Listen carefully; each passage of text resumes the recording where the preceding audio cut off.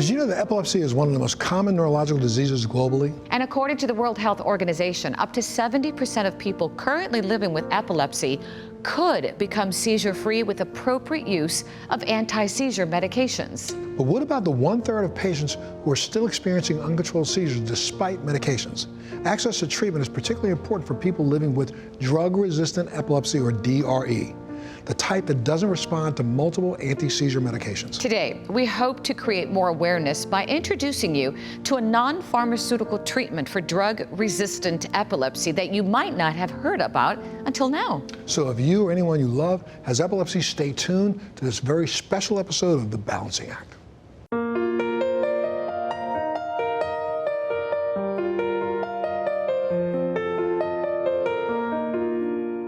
Imagine not one, but both of your children being diagnosed with epilepsy.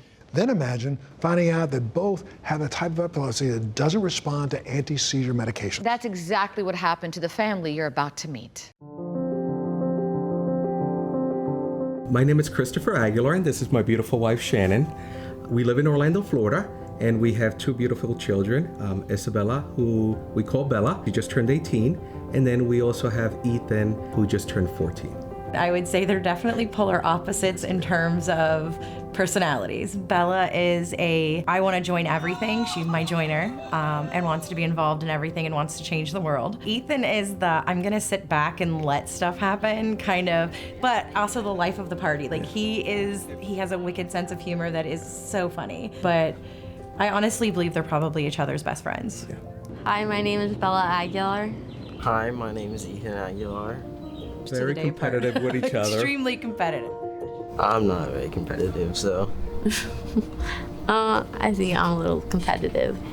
Right now, I'm studying journalism, and I love sports. Anything related to football. She is a huge football fanatic. But I think for Belle right now, her focus is her classes because she's in college and she wants to go into the corporate social responsibility field. He's Mr. Lego. Ethan is... Video games. No, video games too, but he's big into Legos as well and building Legos. I think that's where it fuels his passion to want to become an engineer, is because he likes building stuff. It's in marching band this year. That's new. It's like our big thing. I know. It's so much fun on Friday nights to go sit at a football game to watch 3 minutes of music. Yay. Some of the songs we have to play in the stands during the football games are pretty cool. They love movies, and so actually as a family we do a lot of movie nights. Yep. This year during the Olympics, she was glued to the TV as well. And even beyond that, with her own disability, she spent time watching the Paralympics as well. So they're her people. Those are the people that share just like her disabilities and have overcome those disabilities exactly like she has. Our journey with Bella started when she was 18 months old. She was in the hospital for an unrelated health issue. And the doctor came in and said, and it was just the regular doctor doing rounds. He said, "Oh, how long has she had epilepsy?" And we were like, "What? She doesn't have epilepsy." And he goes, "Yeah, I'm pretty sure she's having seizures." We started hearing the term drug-resistant epilepsy when we were at the Children's Hospital in Miami. And I'm like, "What's that?" And they're like, "I think it's because the medications aren't working." Hi, my name is Katie Polovitz, and I am a neurologist who specializes in epilepsy, known as an epileptologist. Epilepsy is extraordinarily common. If we went out on the street and asked people how common epilepsy is, they would have absolutely no idea, the vast majority of them, that 1 in 26 people will develop epilepsy in their lifetime in the United States. And of those individuals, 1 in 3 people will develop what we call drug-resistant epilepsy, meaning that the medications alone are not stopping their seizures. 1 in 2 people will respond to their first medication. After that, however, we see that the numbers of individuals who become seizure-free with medication goes way down. I think in the early stages of, her diagnosis, we went through 7 or 8 medications, and we visited hospitals, in Miami and in Boston, and eventually in Rochester, Minnesota, just to try to get answers. After the break, a life-changing non-pharmaceutical treatment for drug-resistant epilepsy that finally gave this incredible family hope. Make sure you stay tuned and don't go anywhere.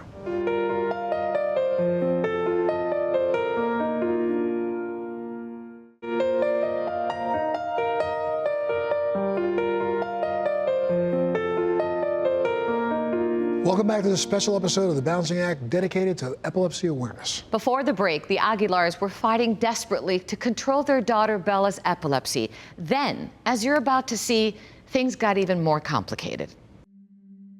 For me, in all honesty, I wanted the cure. I wanted the seizures gone. And so it didn't matter, what that really kind of looked like. It was really about trying to figure it out. And at the time, the only thing I think we knew about was the corrective brain surgery. And it was scary, it was terrifying. And in the meantime, we saw this beautiful little mind fading. We saw her forgetting. We saw her, kind of turning more inward. She lost memory, she lost days, she lost schooling, she lost the ability to write her name and tie her shoe. We were losing time ourselves, which, oftentimes is such a strain on a marriage and on a relationship because you don't have that time together. And one of the things I don't think we've ever realized until recently was what we lost as parents. We didn't get to experience our kids growing up. We didn't, because the focus was always on keeping them safe, waiting for the next seizure. And so as parents, we didn't get that. When Bella was 9 and Ethan was 5, we were still somewhat living in chaos.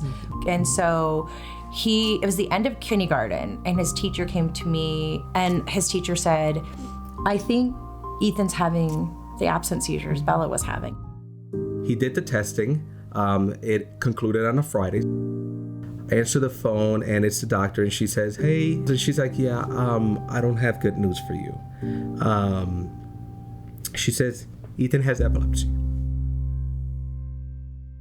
And she said, if I put Bella's results and his scan right on top of each other, they're almost nearly identical. I literally felt like a gut punch, like everything, like my world was shattering.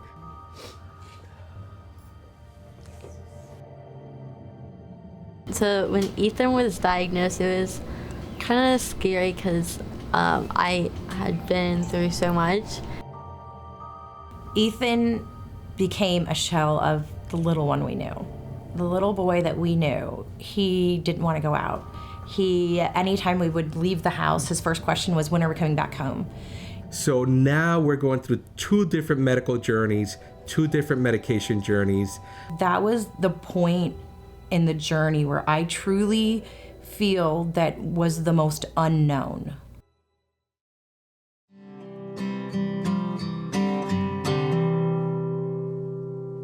In November of 2015, Bella was inpatient doing more testing at Children's Hospital down in Miami. And it was the first time we ever heard the term VNS Therapy. Yeah. They had said, hey, there's a new treatment. I remember one of the doctors coming up and telling us about it. I was really excited for a possible treatment that would work. Bella was kind of the lead on it. Bella was very much, I think she wanted something. Mm-hmm. She had more hope than we did. Unfortunately, only approximately 20% of people with newly diagnosed drug-resistant epilepsy move beyond medications and into other treatment options. One very important option for individuals with drug-resistant epilepsy is called VNS Therapy, and it's actually FDA approved for individuals 4 years old and up who have focal or partial onset seizures as an add-on therapy to their medications. VNS therapy can safely help individuals have shorter and less severe seizures and frequently can improve their recovery after a seizure. It actually is a small surgery that has one small little generator here in the left side of your chest with a little wire all underneath the skin to this left vagus nerve. The left vagus nerve is one that brings information up to the brain, and that's how we gain access to the brain to stop the signaling with seizures without having to do brain surgery. It's typically done as an outpatient procedure, and the operation itself typically lasts only 1 to 2 hours. If somebody feels a seizure coming on, they can provide on-demand stimulation with a magnet frequently worn on their wrist or on a belt, and it's the only device that actually in the United States doesn't require brain surgery for drug-resistant epilepsy. The most common side effects are hoarseness, sore throat, coughing, and shortness of breath. The great thing about these side effects is they tend to get better over time for most individuals. So there's always a risk of infection with any surgery, but fortunately this risk is only for the chest and neck and not for the brain. It took some time, it took more testing, it took finding out that pretty much everything out there from medication and other surgery options weren't going to work. It was very interesting that the same hospital who kind of educated us through this journey, they were, telling us about drug-resistant epilepsy, but then now they said, hey, there's VNS Therapy. I think she's a viable candidate. They were so prepared for us and so ready that by March of 2017, she actually had her surgery and she was implanted. Up next, two of the most inspirational warriors for epilepsy awareness join us. We'll find out what these amazing advocates are doing to help lead many more people to crucial resources and treatments like VNS Therapy. Don't go away.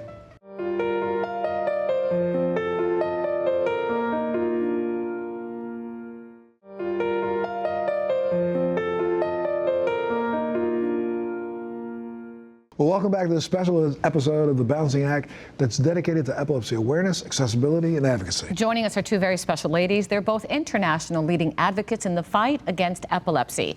We begin with Steph Bolton, president of Global Epilepsy at LIVNOV, and Bernice Martin-Lee, CEO of the Epilepsy Foundation. Thank you so much for being with us today, ladies. Welcome. Thank you for having us. Absolutely. Look, I know the two of you know each other very well, and you share a very good bond, but why don't you tell us a little bit about your personal stories? Let me start with you, Bernice. I'm an individual living with epilepsy. I had my first seizure at 19, and I was diagnosed at 21. And as we all know, epilepsy is a journey. And through that journey, I experienced many episodes in which I felt that there was disparities in my care. But I was lucky because I have a low acuity epilepsy that is being treated by medication. However, there are individuals in our community that have drug-resistant epilepsy, and their journey is much more complicated. I'd like to say that Bee's story is personal to Bee, but it isn't. We're so familiar with the plight that Bee has had over the years, and it's the same globally. So for my professional life, I've spent 20 years working and advocating for patients to have access to all different types of therapy. On a personal aspect, I am the mum and carer of a gorgeous young man with a chronic neurological condition, and I know how hard it is to really fight for and advocate for somebody that has a neurological condition. And it's so important that individuals who are being seen in their current communities by primary care physicians and/or neurologists are able to seek out an epileptologist to find out what treatments are available to them beyond medication. Again, surgery as well as device implementation. So speaking of just the United States, for example, and maybe we can also talk about worldwide, but in the U.S., the greatest disparity you would say is in rural areas. Rural areas, but also underserved communities as well. There's a study that came out in a publication that really talks about if you are African American, you are likely not to be offered the device. Wow. Just as being identified as being African American. Wow.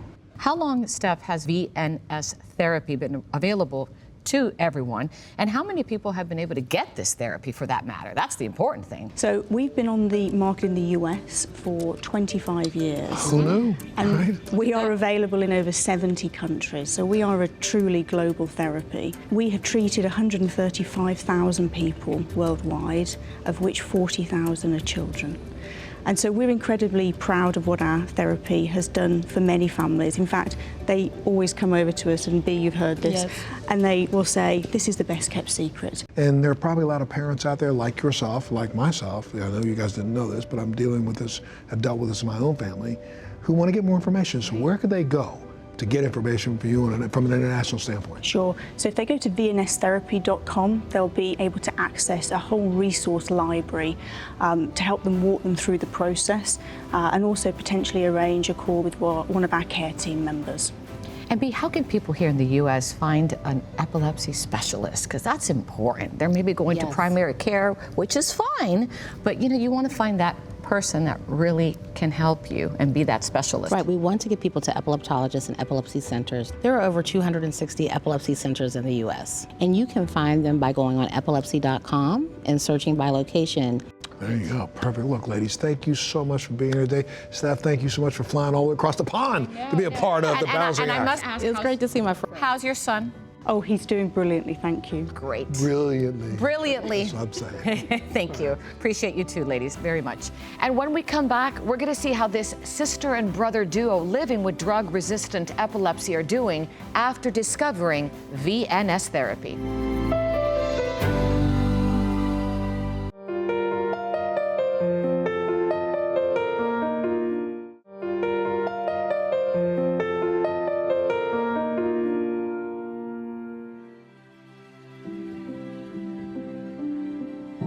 Ethan's journey to VNS therapy happened after Bella's journey. So Bella had already had her VNS implant, so she was already seeing the results of it, and we're seeing the results of it. The most amazing things started happening. We started seeing this little girl that we had never seen before. Now all of a sudden, we have like a little sassy girl. And her seizures, all of a sudden, there's less seizures. Hey, they're shorter. Hey, the frequency, and then we were seeing, okay, she was having a seizure, but the recovery time. She was a lot less stressed and stuff, and her grades improved. I thought it was pretty cool and stuff. I think that's when the option for us was, okay, let's do VNS therapy for Ethan. At that point, we already knew that he was a viable candidate. That's the answer we needed. Ethan does the surgery similar to Bella. It's an outpatient surgery, although his journey took a little longer to get there, but we were now also starting to see some of those early results as we got through that process to get to him as well.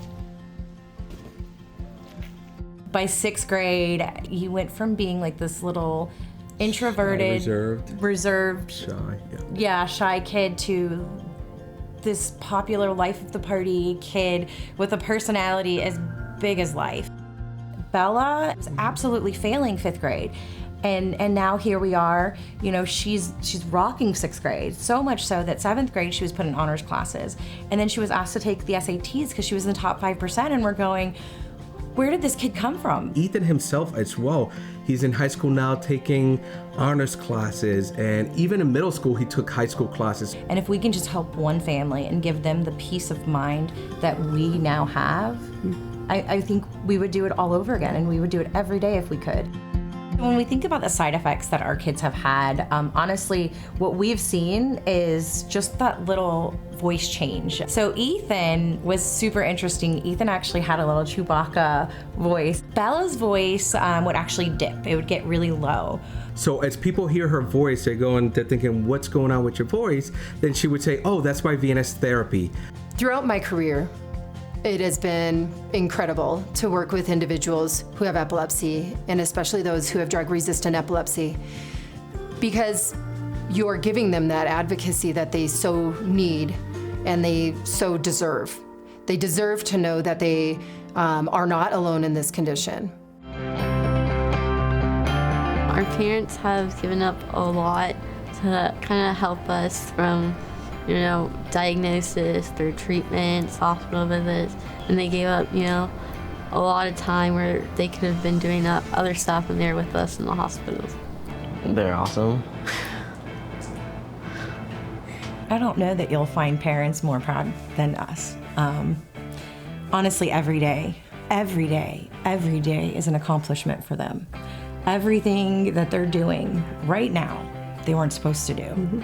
There's no parent that I think could be as proud as we are of them. And it's not just of what they've accomplished, but it's of the people they've become. Mm-hmm.